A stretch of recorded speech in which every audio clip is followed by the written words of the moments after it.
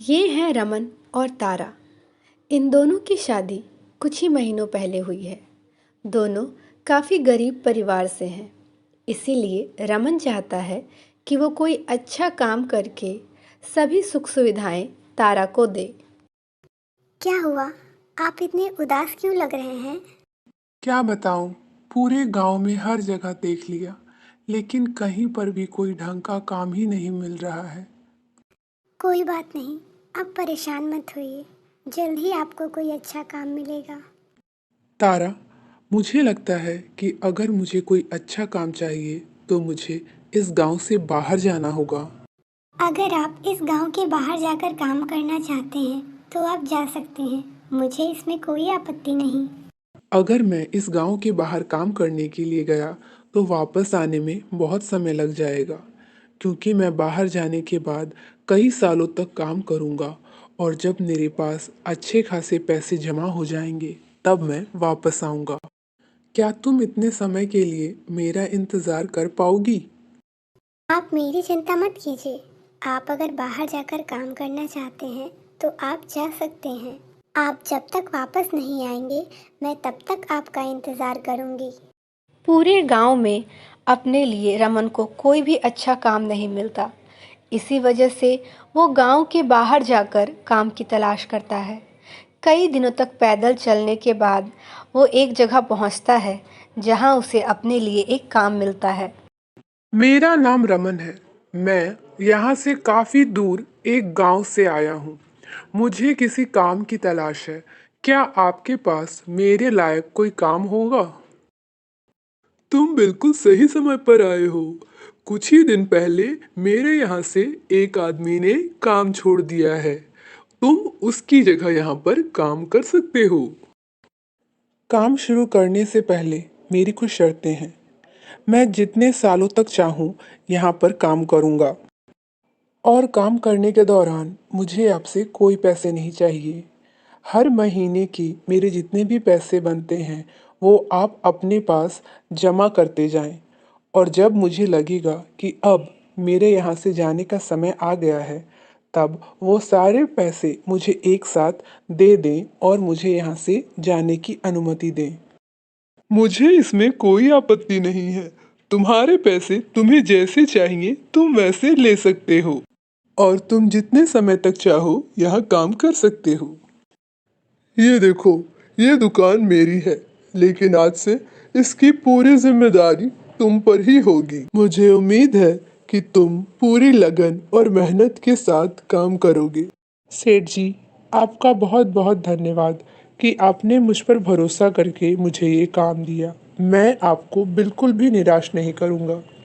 रमन इस काम को पाकर बहुत ही खुश था। वो पूरी मेहनत और लगन के साथ काम कर रहा था। उसके मालिक भी उससे बहुत ही खुश थे और इस तरह काम करते करते कई साल बीत जाते हैं और फिर एक दिन नमस्कार सेठ जी, कैसे हैं आप? क्या आपके पास 2 मिनट का समय है? मैं आपसे कुछ बात करना चाहता हूँ। ओह रमन, तुम कैसे हो? कितने दिनों बाद मुलाकात हो रही है। आओ बैठो, क्या बात है बताओ मुझे। दुकान में सब ठीक तो है? कोई परेशानी तो नहीं है वहाँ पे तुम्हें? नहीं नहीं सेठ जी, दुकान में कोई परेशानी नहीं है। वहाँ सब कुछ ठीक है। दरअसल बात ये है कि मुझे यहाँ काम करते करते कई साल बीत गए हैं और अब मैं वापस अपने गांव जाना चाहता हूँ।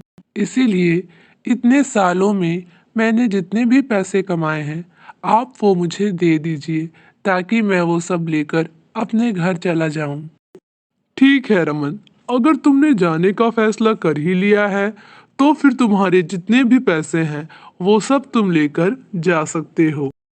लेकिन जाने से पहले मैं तुम्हें बताना चाहता हूँ कि तुम्हारे लिए मेरे पास एक प्रस्ताव है। क्या तुम वो सुनना चाहते हो? प्रस्ताव? कैसा प्रस्ताव सेठ जी? देखो, अगर तुम चाहो तो तुमने इतने सालों में जितने भी पैसे कमाए हैं वो सब लेकर तुम अपने गांव जा सकते हो। लेकिन अगर तुम चाहो तो मैं उन पैसों के बदले तुम्हें जीवन के अनमोल 3 सीख दे सकता हूँ। सेठ जी, क्या आपके इस सवाल का जवाब मैं कल दे सकता हूँ? मुझे सोचने के लिए थोड़ा समय चाहिए। ठीक है, तुम अच्छी तरह सोचने के बाद ही जवाब देना। नमस्कार सेठ जी। आओ आओ रमन, मैं तुम्हारे ही बारे में सोच रहा था। तो बताओ, क्या फैसला किया तुमने? सेठ जी, काफ़ी सोचने के बाद मैंने ये फैसला किया है कि पैसे तो मैं फिर से कमा लूँगा, लेकिन आप जो मुझे सीख देने वाले हैं, शायद वो मुझे दोबारा ना मिल सके। इसीलिए मैं जानना चाहता हूँ कि जीवन के वो 3 अनमोल सीख कौन से हैं? तुमने बिल्कुल सही फैसला किया है रमन। तो सुनो, सबसे पहली सीख है, कभी भी जीवन में शॉर्टकट मत अपनाओ, क्योंकि छोटे और आसान रास्ते हमेशा आपके जीवन के लिए हानिकारक सिद्ध होते हैं। दूसरी सीख, कभी भी किसी चीज के बारे में जानने के लिए अत्यधिक उत्सुक नहीं होना चाहिए, क्योंकि किसी बुरे चीज के बारे में जानने की उत्सुकता हमारे लिए घातक सिद्ध हो सकती है।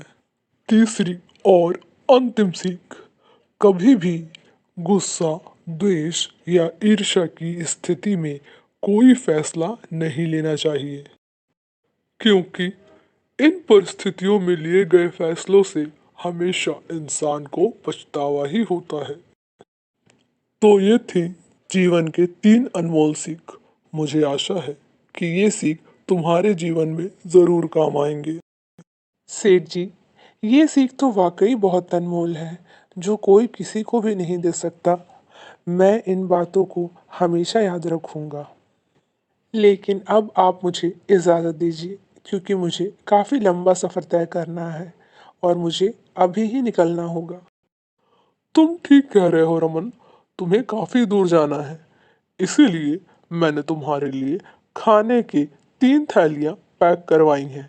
2 तुम्हारे रास्ते के लिए और 1 घर पहुंचने के बाद। सेठ जी से मिलने के बाद रमन अपनी यात्रा शुरू कर देता है और रास्ते में उसकी मुलाकात एक अनजान आदमी से होती है। आप कहीं दूर से आए हैं क्या? आपको पहले कभी यहाँ नहीं देखा? जी हाँ, मैं यहाँ से काफ़ी दूर एक गांव से आया था और अब मैं वापस जा रहा हूँ। वहाँ पहुँचने में मुझे 20 से 25 दिनों का समय लगेगा।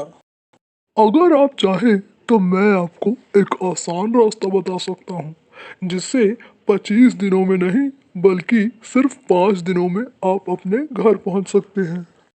क्या सिर्फ 5 दिनों में ही मैं अपने गांव पहुँच जाऊँगा? ये कैसे मुमकिन है? बिल्कुल, अगर आप मेरे बताए हुए रास्ते पे जाएंगे तो आप सिर्फ 5 दिनों में ही अपने घर पहुंच सकते हैं, क्योंकि ये एक शॉर्टकट रास्ता है। ठीक है, फिर तो मैं आपके ही बताए रास्ते पर चलूंगा।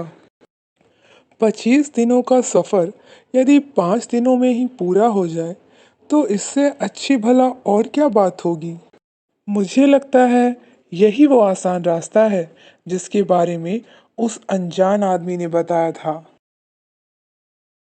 रमन जैसे ही उस रास्ते पर आगे बढ़ने वाला होता है कि तभी उसे अपने मालिक की सलाह याद आ जाती है।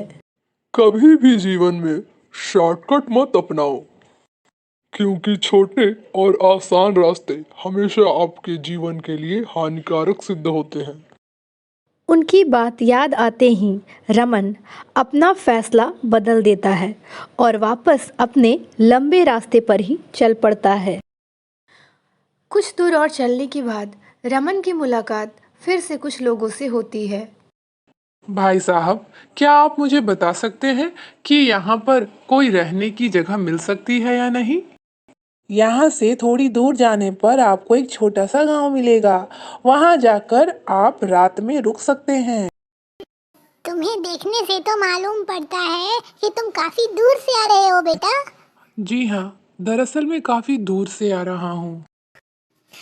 तो क्या तुम्हारा सामना उन चोरों से नहीं हुआ जो आसान रास्ते का बहकावा देके मुसाफिरों को उस रास्ते पर बुलाते हैं और उनका सारा सामान लूट लेते हैं और उन्हें मार डालते हैं? क्या वो रास्ता चोरों का था? भगवान का शुक्र है कि मैं उस रास्ते पर नहीं गया। भाई साहब, मैं काफ़ी दूर से आया हूँ और मुझे अभी काफ़ी लंबा सफ़र तय करना है। तो क्या मुझे रात बिताने के लिए यहाँ थोड़ी सी जगह मिल सकती है? अगर आपको सिर्फ एक रात रुकना है तो आप इस घर में रह सकते हैं। यह घर खाली है। आपका बहुत बहुत शुक्रिया। उस कमरे में कुछ अजीबोगरीब आवाज़ें सुनकर रमन की आंखें खुल जाती हैं। इतनी अजीब आवाज़ें आखिर आ कहाँ से रही हैं?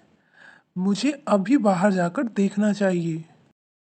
जैसे ही रमन दरवाजे की ओर बढ़ता है, तभी उसे अपने मालिक की दूसरी सीख याद आती है। दूसरी सीख, कभी भी किसी चीज के बारे में जानने के लिए अत्यधिक उत्सुक नहीं होना चाहिए, क्योंकि किसी बुरे चीज के बारे में जानने की उत्सुकता हमारे लिए घातक सिद्ध हो सकती है। नहीं, मुझे भी यह जानने के लिए उत्सुक नहीं होना चाहिए कि ये आवाजें कहाँ से आ रही हैं। भाई साहब, रात में ये किस तरह की अजीबोगरीब आवाजें बाहर से आ रही थी? अच्छा हुआ कि आपने दरवाजा नहीं खोला, वरना आप भी जंगली जानवरों का शिकार हो जाते हैं, बाकी लोगों की तरह। वहां से निकलकर रमन फिर से अपने घर के रास्ते में आगे बढ़ता है। न जाने कितने साल बीत गए। इतने सालों के बाद तारा मुझे देखकर कितनी खुश हो जाएगी। ये क्या? ये आदमी कौन है? इसका मतलब तारा ने मुझे धोखा दिया। उसने मेरा इंतज़ार नहीं किया और किसी और से शादी कर ली। मेरे साथ बहुत बड़ा धोखा हुआ है। मैं इन दोनों को नहीं छोड़ूंगा। मैं इन दोनों की जान ले लूंगा। रमन बहुत ही गुस्से में उन दोनों को मारने के लिए आगे बढ़ता है, लेकिन फिर से उसे अपने मालिक की सीख याद आ जाती है। और अंतिम सीख, कभी भी गुस्सा, द्वेष या ईर्ष्या की स्थिति में कोई फैसला नहीं लेना चाहिए। इसके बाद रमन फैसला करता है कि वह सुबह होने का इंतज़ार करेगा और यहाँ से हमेशा हमेशा के लिए चला जाएगा। जाने से पहले मैं तारा को यह बता दूं कि मैंने उसे कोई धोखा नहीं दिया। जैसा कि मैंने वादा किया था, मैं वापस आया। जब अगले दिन रमन तारा से मिलता है, तो तारा उसे बताती है कि ये उनका बेटा है। यह सुनकर रमन को अपनी सोच पर बहुत ही पछतावा होता है। तारा, इतने साल काम करने के बाद भी मैं पैसे नहीं कमा पाया। आज मैं सिर्फ खाने की एक थैली लेकर ही घर वापस आया हूँ। कोई बात नहीं, आप जो लेकर आए हैं हम लोग उसी में खुश हैं। इसके बाद जैसे ही वे लोग उस खाने की थैली को खोलते हैं, वे देखते हैं कि उसमें सोने के सिक्के हैं, जिसे देखकर वे सभी काफ़ी खुश हो जाते हैं और अब उनके जीवन के सभी दुख खत्म हो जाते हैं।